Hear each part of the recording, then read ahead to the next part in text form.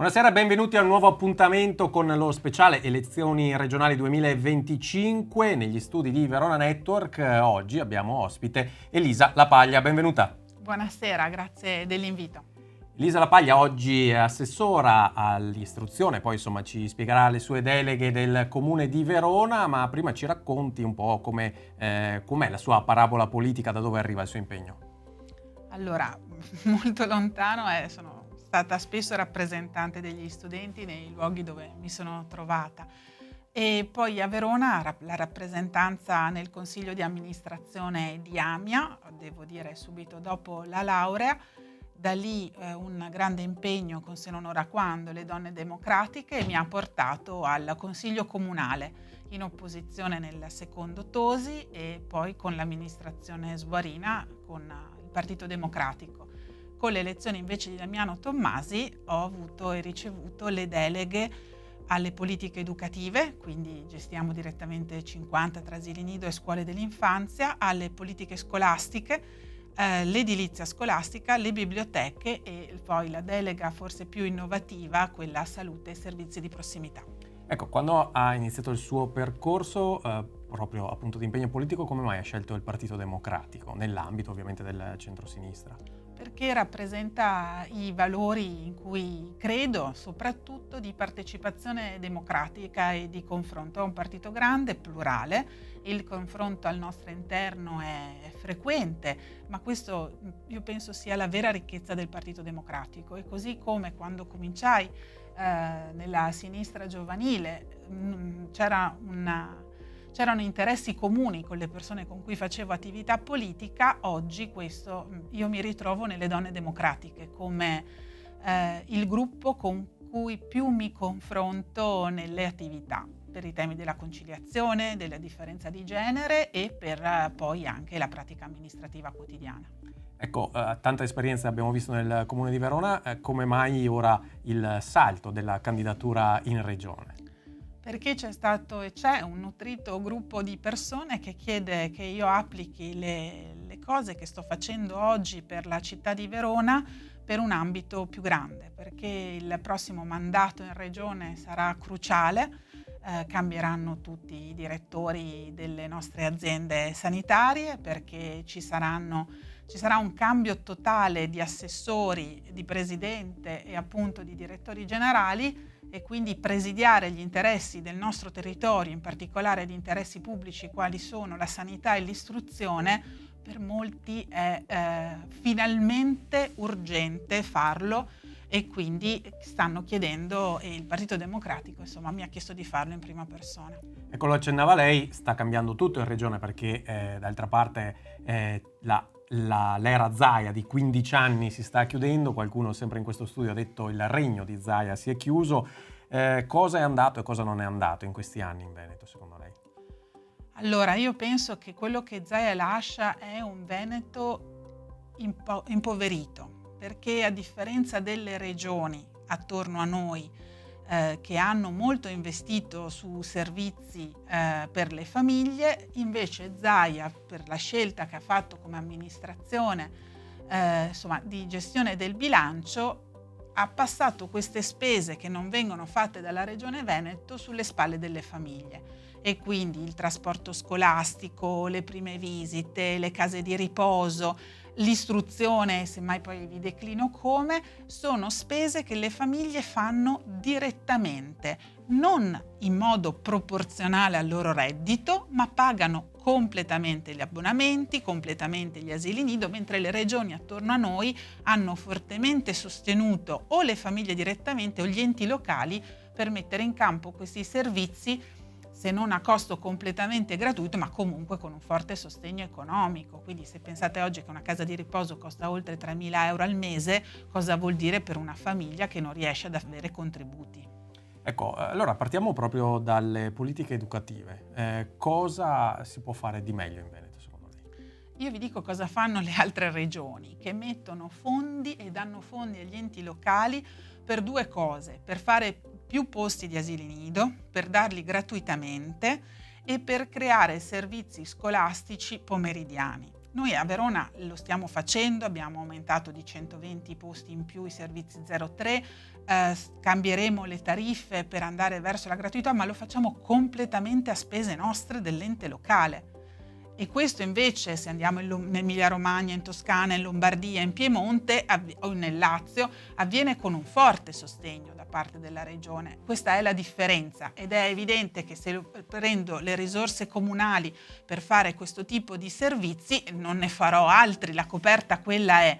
Allora dico, siamo sempre in Italia, le regioni attorno a noi lo riescono a fare, mi aspetto che anche il Veneto faccia la sua parte su quelli che sono ormai servizi essenziali. Guardate, un asilo nido è arrivato a costare oltre 800 euro al mese, poi ci sono i bonus nazionali e statali, ma l'impatto su una famiglia è troppo elevato. Ripeto, come Comune di Verona abbiamo aumentato del 12% e altri posti sono in arrivo, arriveremo da qui al prossimo anno a un 20% di posti in più. Però ecco, dico che non vorrei ogni tanto essere sotto un'altra regione. Tutte le regioni attorno a noi sostengono molto di più gli enti locali. Mentre parlavamo prima di cominciare l'intervista, mi ha citato la Casa della Salute che sta per partire nel Comune di Verona, quindi sempre sulla base della sua esperienza amministrativa, di cosa si tratta e perché ce n'è bisogno? Allora, facciamo un distinguo. La Regione ha programmato le case della comunità previste dalla normativa nazionale e sono quelle case che devono accogliere dei servizi per mitigare l'impatto sui pronto soccorsi, quindi aperte H24, 7 giorni su 7, e si chiamano case della comunità hub. Queste sono programmate, finanziate con fondi PNRR. Intanto personalmente metto in discussione quella programmazione perché la legge dice che devono essere a disposizione ogni 40-50.000 abitanti, noi abbiamo alcune zone che li hanno ogni 25.000 e zone che li hanno ogni 80.000.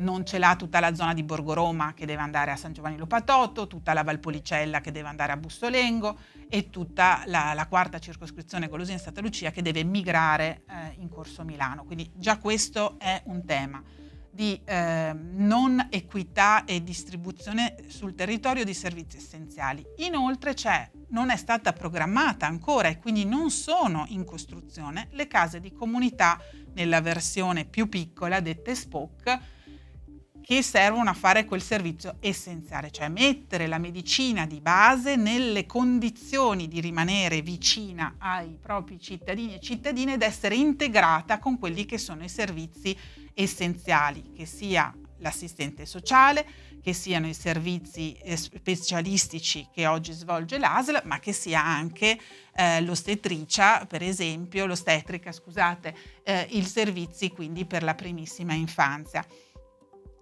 Questo oggi è l'argomento, secondo me, principale di cui deve occuparsi la sanità veneta, perché se noi partiamo questa prima linea di tutela della salute e di equità, perché il medico di base è anche la prima chiave di accesso al servizio sanitario, noi stiamo discriminando tra chi ha soldi per compensare oppure contatti sociali e informazioni per procurarsi da solo le informazioni essenziali su chi rivolgersi e chi invece oggi non ha né soldi né informazioni di fatto per avviarsi alle cure in autonomia. Quindi sulla medicina di base per me è tempo che la Regione Veneto smetta di litigare e torni ad aprire, per esempio, una cosa che sarebbe fattibile da subito, alle medicine di gruppo e medicine integrate, che invece sono la ragione principale della fuga dei medici. Cioè in Veneto lavorare insieme ai propri colleghi medici di base sta diventando impossibile. Invece l'unione dei medici di base, che permette quindi di fare sinergia per avere la segreteria, per diminuire il peso burocratico, e l'infermiere per poter andare a gestire una popolazione sempre più anziana che ha necessità anche di micro interventi, insomma, domiciliari. Insomma, oggi non investire nella medicina di gruppo vuol dire non seguire i servizi essenziali del primo intervento. Il candidato del centrosinistra Giovanni Manildo, ex sindaco di Treviso, è la figura giusta? Le faccio una battuta per replicare quanto fatto No, da ma scusi, in tutto questo sì. non le ho detto che stiamo facendo con il comune di Verona. No, giusto, Mi certo, scusate. certo. La casa, No, sì. allora abbiamo uno stabile che è stato ristrutturato con la finalità appunto sanitaria, quindi stiamo lavorando affinché la medicina di base possa avere una parte di questo stabile e la seconda parte in sinergia con Università Croce Verde, AIED e FEVOS, fare quella sinergia appunto, e scusate anche la geriatria di Borgo Trento, quindi un territorio che abbiamo la fortuna essere ricchissimo di risorse ma anche di disponibilità e di impegno, appunto far dialogare la medicina con il territorio. Dicevo, una battuta su Manildo: è la persona giusta per replicare quanto fatto da Tommasi, cioè insomma vincere quando tutti i pronostici danno contro? Allora, questo peso è significativo. Intanto ha fatto il primo atto importante di mettere tutti d'accordo in una coalizione molto ampia che è nata proprio dalle scelte e dalla consapevolezza delle necessità e dei bisogni di questo territorio. Manildo non nasce a Roma come scelta di patto e di Manuale Cencelli, nasce appunto da tanti amministratori locali e tante liste, vuol dire tanti candidati disponibili a correre per lui. E con lui per un Veneto di cui sappiamo di essere a un punto di svolta.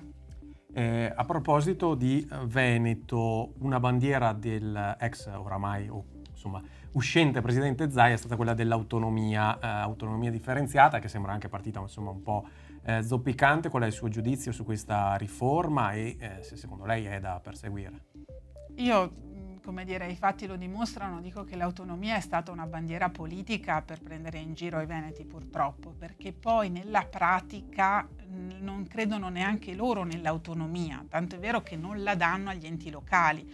Sono stati degli accentratori come gestione della regione. E quindi l'autonomia è una cosa seria e quindi vuol dire mettere poi l'ente più prossimo, come dice la nostra Costituzione, nelle possibilità di erogare quei servizi ai cittadini, e non lo si può fare su tutte le materie, quella è propaganda, però ci sono delle materie su cui le regioni possono svolgere questi servizi in modo più efficace del governo.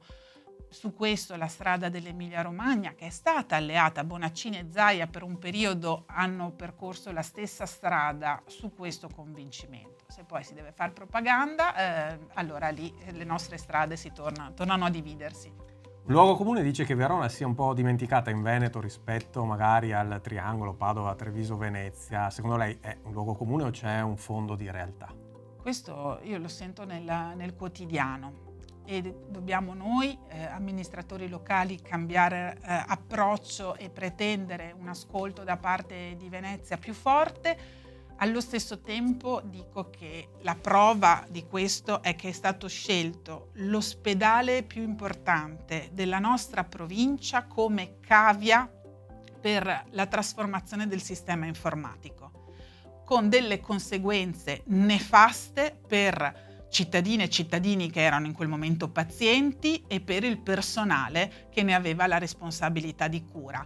Quindi io dico che se serviva una prova di quanto Verona sia stata poco considerata dalla nostra regione, io penso che questo purtroppo sulla vita e sulla pelle di cittadini e di operatori sanitari ne sia la prova. Lo dico con tutta la tristezza che questo mi fa, però anche con la voglia di cambiare. Il riferimento è ovviamente al sistema informativo che è in sperimentazione ormai da un paio d'anni all'azienda ospedaliera di Verona. Allora, grazie Elisa Lapaglia per essere stata con noi questa sera. Grazie a voi. E io vi invito a continuare a seguirci sui nostri canali social, su Radio Adige TV, ovviamente alle 19:15 ogni sera il punto con i candidati, e ovviamente a iscrivervi al nostro quotidiano digitale Daily Verona. Buona serata.